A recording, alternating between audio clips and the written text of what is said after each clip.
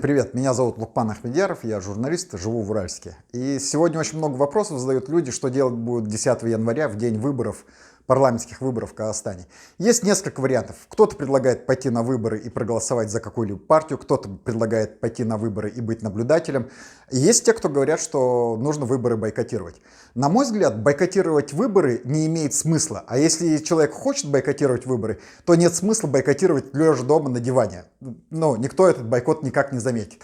Если человек хочет бойкотировать выборы, я предлагаю в день выборов повесьте себе плакат, что я бойкотирую выборы, либо повесьте какой-то значок, либо стикер, и открыто заявляйте на улице о том, что вы осознанно не идете на эти выборы, и вы их бойкотируете.